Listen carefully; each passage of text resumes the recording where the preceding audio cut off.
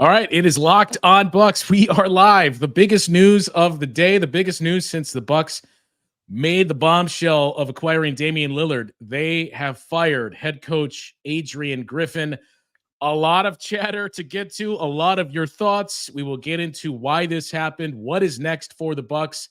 Where do you go from here? All of those questions we attempt to answer coming up on today's very special edition of Locked On Bucks.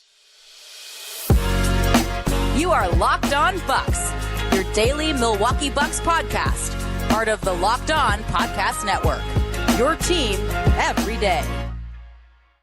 Welcome into Locked On Bucks. I am Justin Garcia. In addition to Locked On Bucks, you can hear me on the Bucks Radio Network and on 620 WTMJ here in Milwaukee. She is Camille Davis. You can hear her on this show each and every day, as well as the Technical Foul podcast and the Carry the G in MKE podcast. We both thank you for making Locked On Bucks your first listen each and every day. We are free and available wherever you get your podcasts and viewable on YouTube, part of the Locked On Podcast Network, your team every day. And today's very special Locked On Bucks is brought to you by FanDuel. Make every moment more right now. New customers get $150 in bonus bets guaranteed when you place a $5 bet. Visit FanDuel.com/locked on to get started. Camille, where were you when you heard the news that for the second time in less than a year, nearly a calendar year too, the Bucks were in the search of a new head coach? I was actually on Twitter. So I was refreshing my time. I was scrolling and then I saw it and I was like, this must be a fake Woj account. I was like, there's no way that this is really happening. Verified. And I'm like, oh no, the Bucks really did fire Adrian Griffin, which is a move that I did not expect. The Bucks are 10-13, second place in the East. And it's not that I didn't expect it because of what we've seen on the court. We've had conversations on here about what we've been seeing with the Bucks, the defensive fall off that we've seen from years prior. But it feels unlike the Bucks organization to make this type of move in the middle of the season. I mean, the last time they fired a head coach, it was Jason Kidd back in that 2017-18 season. But in the middle of a season. Yeah. Those Bucks were like a game above 500. They were the 7 seed, 8 seed, and they were looking aimless at that point. Joe Prunty, ironically enough, stepped in then, and he's stepping in again for Adrian Griffin. I still can't believe that this is happening before All-Star break, before the trade deadline. Before the trade deadline, the Bucks, as the reports came out from Adrian Griffin, that would be something if he reported his own firing. The reports came out from Shams earlier and Adrian Wojnarowski, the Bucks making it official a couple of hours afterwards, releasing a statement. This was a difficult decision to make during the season. We are working immediately towards hiring our next head coach. We thank Coach Griffin for his hard work and contributions to the team. Assistant coach Joe Prunty will serve as the interim coach. That coming from John Horst. And John Horst will address the media tomorrow at 5:15, which is the time that Adrian Griffin would ordinarily speak prior to the game. So we'll hear from John Horst tomorrow and get into those comments on Thursday's edition of the show after that game against the Cavaliers. But I did not expect this during the season. And look, this has been the great debate of the season, is what side did you fall on once those battle lines were drawn very early on about your views on Adrian Griffin and his coaching ability. You had a lot of people that rushed to judgment early on that are going to be proven or look as though they were proven correctly. I still don't know that we had enough data points to suggest this was it, but it did seem as though it was becoming inevitable. You go back to those two games in Detroit, and you and Frank talked about this on the post game last night, but you just didn't see what you were really hoping to see, especially defensively. And I think the interesting part is Griff talked about after that Saturday game where they gave up 135 points and won by 6 points against a bad offense, and an offense that hit 21 threes. They averaged 10. That, I thought our starters competed and played well defensively. And I think we all kind of rolled our eyes at that and thought, this again. But when you did dive into the numbers, it was kind of true that, well, the starters did a good job. And I think Eric Name pointed out too, defensive rating for the starters in that game was around a 90.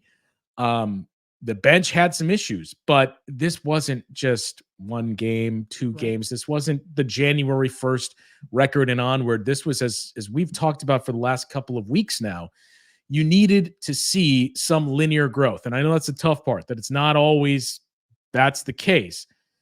But unfortunately, this is the spot the Bucks were in of, look, we just need to see that the vehicle is moving down the road in the right direction. And unfortunately, the vehicle got a flat tire the first week of January, and it just wasn't working out. And I think as difficult of a move as this is to make for the team, and as shocking as this is to some, maybe to some it's not, there is something to be said for when there's a mistake made or when you feel like this isn't the right call, we got to move on.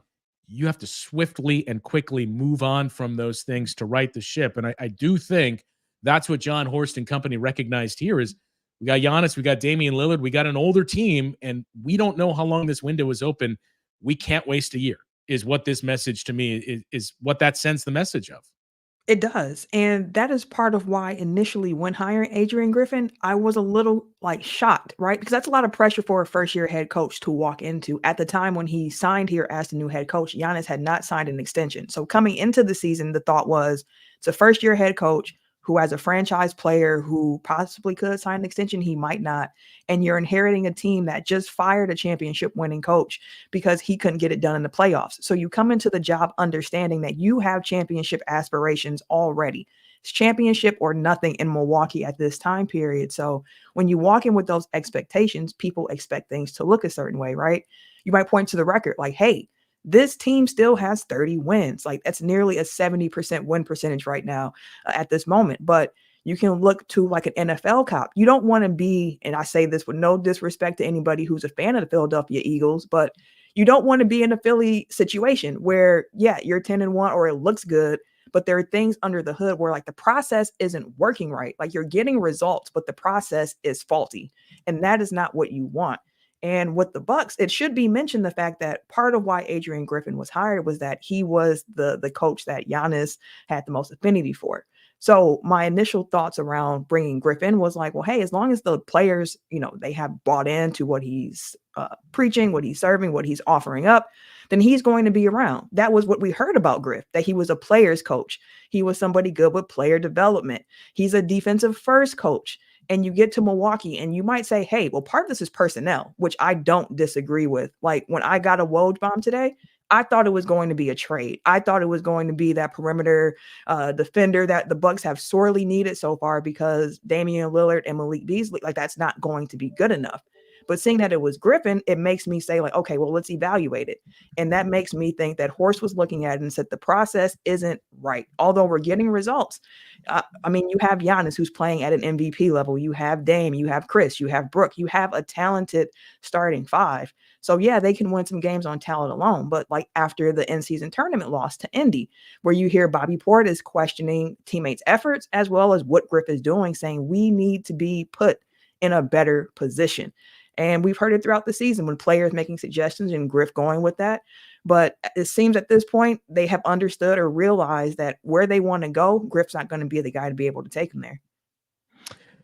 Yeah. And again, you wanted to give this time and I've preached patience from the start of there's a new coach, there's, new personnel, 40% of your starting lineup is new. Some of your bench contributors, Andre Jackson Jr. and what we've seen from him. So there's a lot of new here, new verbiage and new schemes that this is going to take time. That was ultimately the biggest challenge with all of this is a team that just does not have time. You obviously were facing that with Giannis. You put out those fires with the extension that he signed, but in doing so, you knew this is really a 2 to 3 year proposition that we have with the age of most of our roster, with the way contracts are lining up as well, that we just don't have a year to burn. And I do get the sense that you gave it everything you could to see, okay, when is this going to turn around?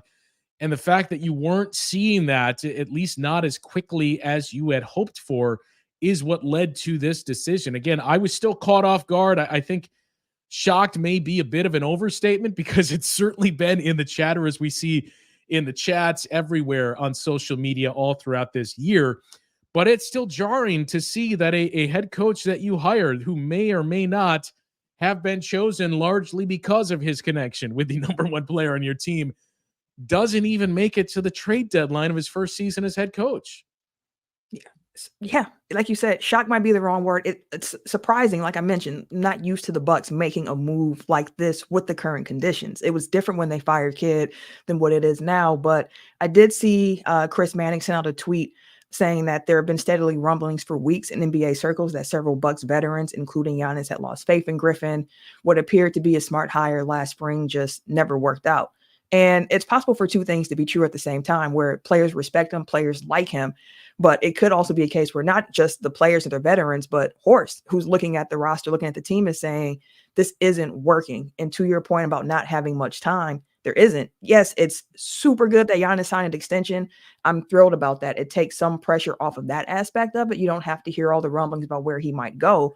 But he's made it very clear about what he expects while he's in a Milwaukee Bucks uniform, and that's to compete for championship. So if the locker room has lost it and you're looking at the numbers and they support that, like, it makes sense to move on. But then the question becomes, well, who do you move on to?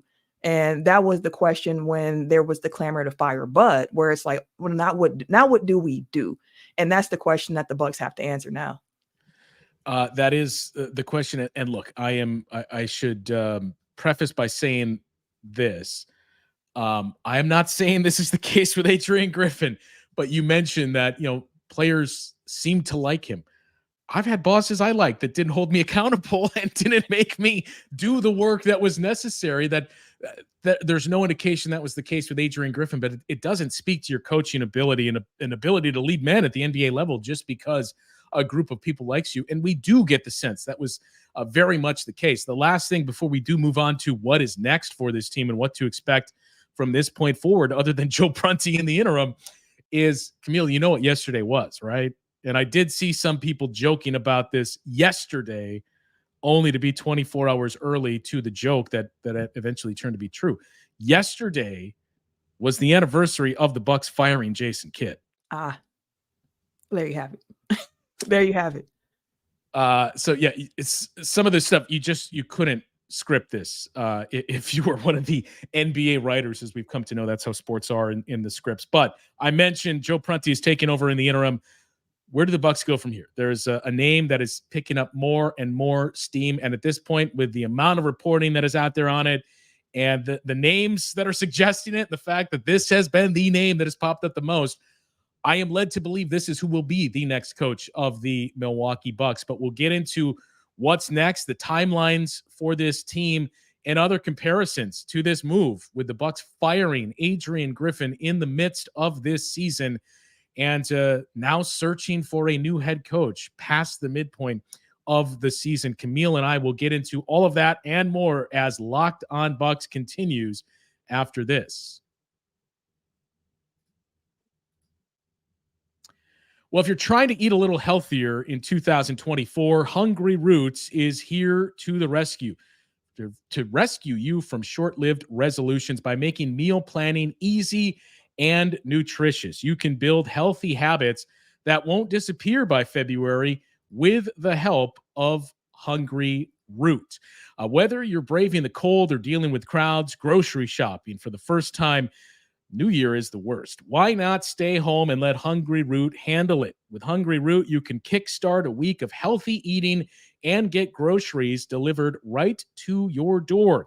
They make it easier for everyone to eat healthy, and they support all the major diets and lifestyles, whether it's gluten-free, vegan, and vegetarian, dairy-free, low-carb, and others. If this applies to you or someone you know, you can share all of this and the tips on how to use Hungry Root to fit their particular lifestyle. They provide value in many ways. You save money, you reduce food waste, most importantly, and you can save time, not having to worry about that meal prep and carving out those menus for the week. So get started with Hungry Root and use this discount code for 40% off free veggies for life. 40% off and free veggies for life. Again, it's the easiest way to get fresh, high-quality food delivered to your door, healthy groceries, and simple recipes all in one place.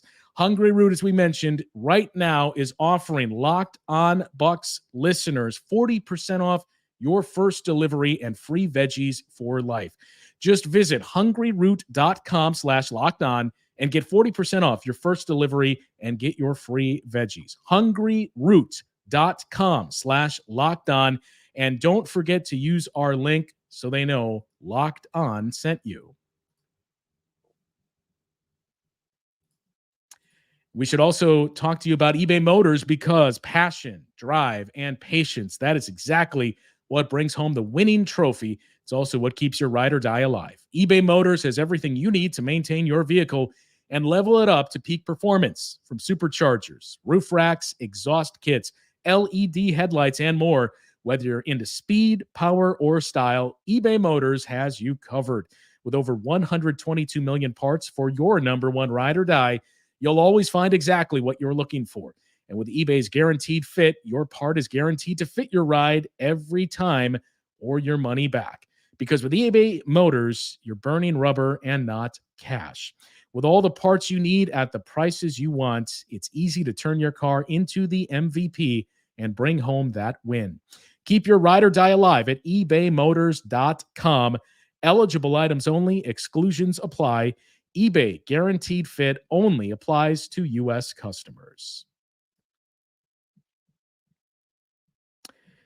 And as a reminder as well, Camille, in addition to all of this Locked On Bucks and NBA content, if you've got more of an NBA itch, Locked On has launched the first ever national sports 24/7 streaming channel on YouTube, Locked On Sports Today. It is there for you 24/7, covering the top stories of the day with the local experts of Locked On, plus our national shows that cover each and every league.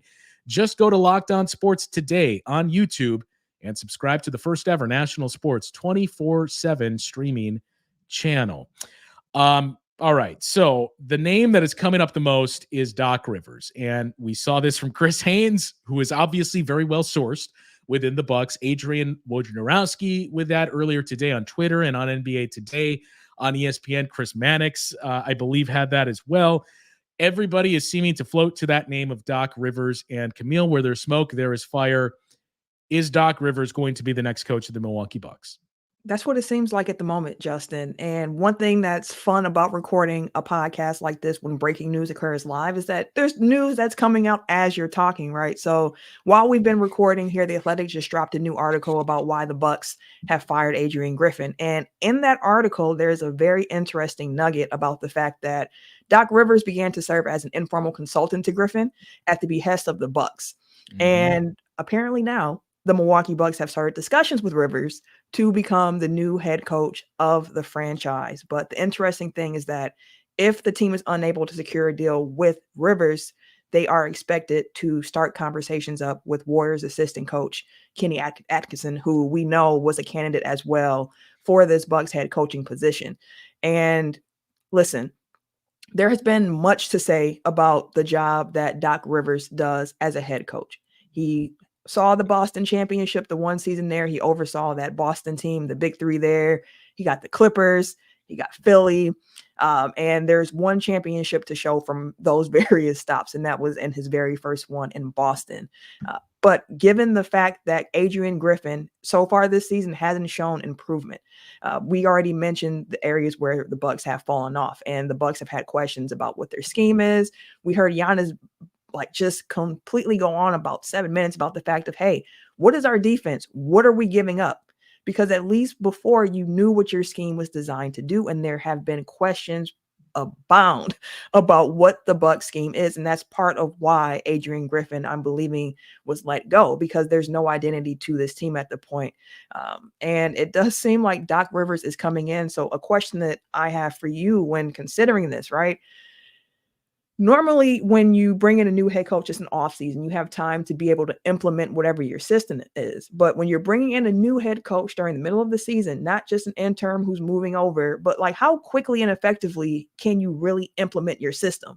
We saw the Hawks fire Nate McMillan during All-Star break last year and then hire Quinn Snyder a few days later. But as we've seen with those Hawks, it has taken a while still for them to gain their footing. So just in your opinion, Justin, what can you expect when you're bringing in a brand new head coach in the middle of a season? I think the only thing you can expect right now is growth, right? That it's not as if it's all right, we fired a coach, but we have to preserve how this defense is operating. If you finish 18th at this point, Camille, it's progress from where this team was defensively. The comparisons that have been thrown out, and I was just talking about this earlier with somebody else who had mentioned, and you and I talked about this before the show as well. You go back to Cleveland and David Blatt and that firing, where it was a little earlier. I believe that was around 25 or so games that Blatt was fired. The difference there is you don't have a Ty Lue on staff. Right. I know Joe Prunty is running things, but I'm curious to see. Let's assume this is Doc Rivers that is going to get this position, this job. I'm curious to see what that means for the rest of the staff and what that looks like, because I would not imagine a lot, if any, shakeup this season. Maybe Doc, again, assuming it's him, has somebody in mind that he brings with him to supplement and add to the staff. But any major changes, that wouldn't occur until in the offseason, really, where you would really reshape that coaching staff and everything else. And you go back to as well what we're seeing in Atlanta. And I remember the first time the Bucks played the Hawks this season, their second game of the season, I think that was, when Quinn Snyder was asked about basically the same thing, that he stepped in pretty close to this same time. This is close to when Joe Prunty took over in Atlanta last year.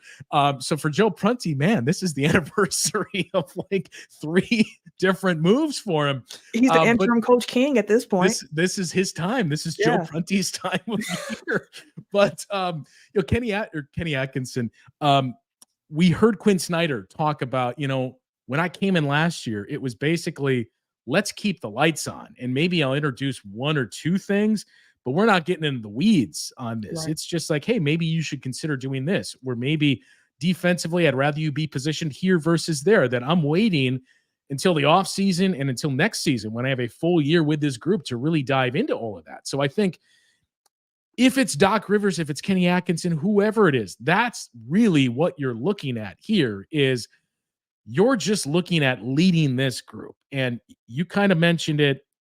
If you have some gripes, as a lot of Bucks fans did, with Adrian Griffin's X's and O's and what he was as a tactician, I'm here to tell you, I don't know if that's the strong suit for Doc Rivers either, but what Doc Rivers brings is certainly experience, which you did not have, not only in Griff, but Camille, think about the staff that the Bucks had. And you had that staff for years under Bud, where it wasn't just Bud. And there was no disputing that Mike Budenholzer is a good coach. We see a lot of chats right now pointed out of, do you call Bud and ask Bud, hey, in the block, what if we undo the firing and then you come back here, right? But there's no denying Bud is a good coach. Yeah. His staff, though, when you think about Taylor Jenkins, went on to get a head coaching job. Darvin Ham is currently the head coach of the Lakers. Kenny Atkinson was on his staff, that one by one, Charles Lee had been up for head coaching opportunities, and now he's the co-lead assistant in Boston. There was a lot of that experience and guys that you felt like if something happened, we can turn to him. That to me was the other thing that did not get enough attention, was not only, and I understand a lot of this was Terry Stotts abruptly resigning a week before the season starts, but not only was it an inexperienced head coach, it was the same for your staff, that it just raised a lot of eyebrows from the start. Yeah, it did. It did. And that was part of why Terry Stotts coming on to the staff at first, okay, well, we have a veteran voice behind Adrian Griffin who might be able to help out, give advice, so on and so forth. And as we've talked about at length before, his departure from the team was strange. It was not expected. It happened after a shoot around, apparently. And still at this point, the details are somewhat foggy as to what happened around that. But the idea of having Stotts on the bench is like, well, hey, if things don't work out with Griffin here, we can turn to this established head coach that's already here on the bench and keep moving from here. And at this point, like you mentioned, you have Joe Prunty who you can turn to in the interim. And it does seem like Doc Rivers is going to be the guy.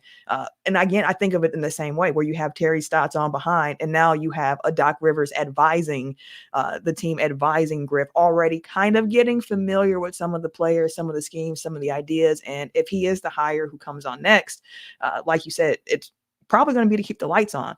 And it was reported as well that Dame has had some concerns and frustrations about his usage in the offense, just kind of being unsure. And this offense has been very good.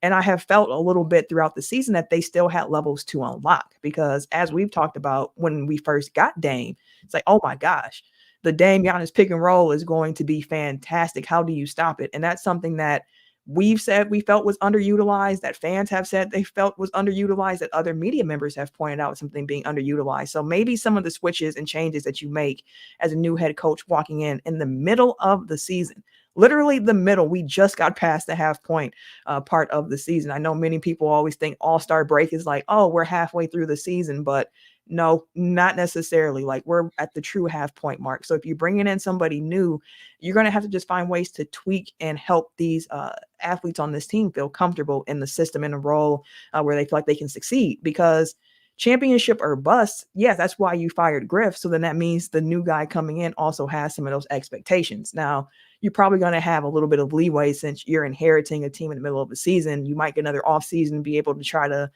actually put your flavor on things and implement what you truly want to do.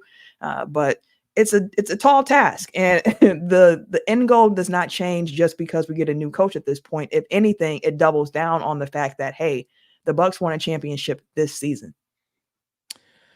And look, I think Doc is 24 years, I think, that he's coached. And there's two ways to view this, as everybody's going to point to the 3-1 deficits that he's given up in playoff shortcomings. He has won a championship, right? He's coached in 2 finals, and he just, and it's not, I think the comp that you would make, and I'm not saying that this is Doc, but Phil Jackson, when you look at managing superstars and personalities, and sometimes that's what you need, especially the fact that this is a super team. And I think we like to kind of dismiss that because we're Milwaukee and we're Giannis, and Giannis is this homemade guy, right? And we rage against the machine there. But this is a super team when you have Giannis and Damian Lillard on the same team, and Chris Middleton as your third guy. And that was ultimately the challenge, which I do want to get into that part of the discussion of how difficult it is for super teams. You love the idea of it until you actually see it in theory. But as we mentioned, it does seem as though the Doc Rivers, as the coach of the Bucks, is picking up quite a bit of steam. So we'll take a closer look at Doc Rivers, the head coach, as well as we continue to roll on here on Locked On Bucks. Well, before we do that, we should tell you the NFL season is wrapping up, but there is still time to get in on all the action with FanDuel. They are America's #1 sports book. Right now, new customers get $150 in bonus bets guaranteed when you place a $5 bet. $150 in bonus bets, win or lose. All you have to do is use that FanDuel app. It is so easy to use. You can place a number of different bets like live, same-game parlays. You can find bets in the new Explore tab. You can even make a parlay in the Parlay Hub. That is the best way to find all the popular parlays that are out there. So what are you waiting for? Visit FanDuel.com/lockedon and make your first bet a layup. FanDuel, official partner of the NFL. Well, it very much seems it's going to be Doc Rivers. I, at this point, would be shocked if it is not Doc Rivers. I think the nugget that you alluded to as well in that Athletic piece, that Doc Rivers had been brought on to be a consultant under the radar for the Bucks. I think in hindsight, if you go back and you listen to some of Doc's media appearances on the Bill Simmons podcast and hear how for the last couple of weeks when Bill Simmons would have him on, he was quick to not dismiss the Bucks and say, I think they're getting better and I think they'll figure it out. Maybe there's some methods to that and reasons behind that. But I mentioned, I'm not trying to say Doc Rivers is this caliber of coach. He has won a championship. He's been in 2 finals. His first year, he was the coach of the year. He has certainly been successful with a 2% win percentage. But again, you think about guys like Phil Jackson and how important it is when you're a super team to manage stars and manage those personalities. And that is the #1 asset that Doc Rivers brings to the table here. Obviously the experience, but the fact you think about stars up and down throughout this league that he has coached and worked with, that's the biggest thing that you would be circling and saying, look, we just ultimately need somebody that is going to help Giannis and Damian Lillard and Chris Middleton, all these guys, but they're just going to lead them in the right direction and not get in the way. And I think that's what you would point to with Doc. Yeah, that's what you're hoping for sure, because the other side of Doc is that this is the guy who has coached teams that have blown 3-1 leads, 3-2 leads in the playoffs. And ultimately that's what led to Bud's demise was, hey, here in the playoffs, you're not making enough adjustments. And we need a coach that's going to be better prepared in the playoffs, because at this point, these aren't the Milwaukee Bucks from 6-7 years ago where you're just happy to be an 8 seed. And that's a benefit. Like I was recently just watching earlier today, the game 6 where the Bucks lost to the Toronto Raptors when we had Moose and everything, where we had the big comeback. When and it was back from 22, like 22 down. It was a big moral victory, like last year at the Bradley Center, and it's just going crazy. But like things have changed. Like that's not good enough. There aren't moral victories for this Milwaukee Bucks team anymore. So if you're going the Doc route, which like we said, all things seem to point in that direction.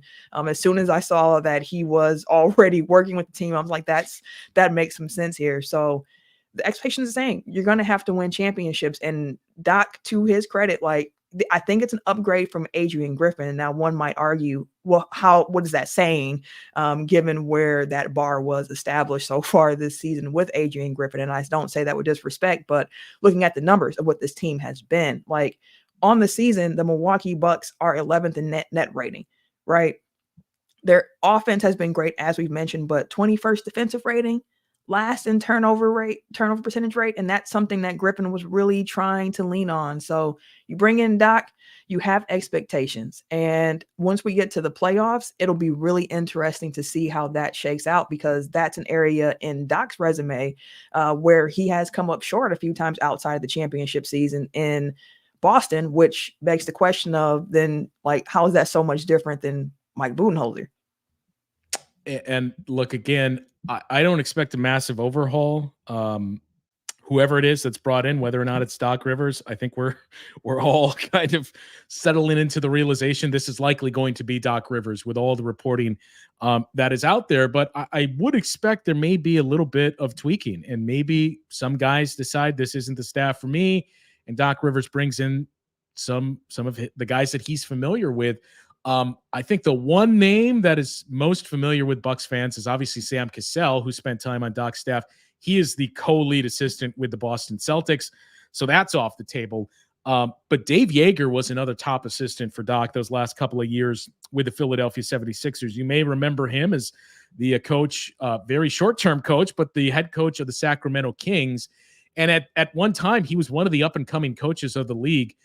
I don't believe he's anywhere. I know he was consulting with the Cavaliers earlier this season. I think he still may be a consultant, but that's potentially a name to keep an eye on as who could you add to this staff if it is in fact Doc Rivers. But this is going to continue to be a very, very fluid situation for the Bucks. We may know tomorrow who the head coach. We may know later tonight who the head coach of the Bucks is. And if that is the case, I'm sure we'll do another impromptu show to break down, okay, now we have the answer. Where do we go from here? But, you know, the further we got into the season, Camille, I think we'd leave on this. I think you would agree with this. I don't want to put words in your mouth, though. The further we advance, it just did start to seem inevitable that this was what we were headed towards. Yeah. I mean, when we did post game last night, when I did it with Frank and I asked him, were you surprised that the Pistons kept it this close against the Bucks, you know, during this 2-game mini series? And Frank's response was, not really. The Bucks have shown us who they are so far this season. And when that's where you are, and it was a real answer, like that's true. So when that's the answer, you're just like, well, if that's the case, then how can we expect to make a really deep run into the playoffs? And our answer at the time was, well, we make personnel changes and see what you can do here. But now we made a head coaching change. And again, we're still ahead of the trade deadline. And I do think that this roster still does need a couple of changes to it. So we'll see. I mean, like you mentioned, there's a lot of news around the Bucks right now. And I think there's going to be a lot more news to continue coming out, because I don't think that Horst is going to not do anything in regards to this roster come the trade deadline. So there's going to be a lot to talk about with this team as they chase another championship this season, with a lot of competition in the East and a really strong Western Conference. That's a lot. That last thing is that's a big part of it too, is that, look, you are paying 3 coaches now. Whoever it is that you hire, you will be paying 3 coaches because Bud still had a number of years left on his contract. And Griff, you're paying now for a couple of years, and whoever you hire, you're paying. So when that's the case, you're not going to go cheap on the roster, right? That it's not just we're making a coaching change and that'll fix everything. I do expect the Bucks to be active at the deadline for reasons we've gone into a number of times and we'll continue to get into as we move closer to the trade deadline. But that's the big news from today is the Bucks fire Adrian Griffin. They have not officially hired a new coach yet, Joe Prunty in the interim, but all signs are seeming to indicate it is going to be Doc Rivers. What a day so far, and it's only halfway over, Camille. So if anything else breaks, we will certainly have that on Locked On Bucks. We'll have the post-game show tomorrow evening in the first game, we think, of the Joe Prunty era of Bucks basketball for a second time, and also revisit what we hear from John Horst tomorrow as he'll meet with the media prior to that game. So any takeaways and if there is a decision made. So stick with us here on Locked On Bucks and Locked On NBA as we continue to cover this evolving story, the firing of Adrian Griffin and the Milwaukee Bucks searching for a new head coach. That's about it for us today. Again, the post-game show tomorrow night and more news as it develops. For Camille, I am Justin. We'll talk to you tomorrow on Locked On Bucks.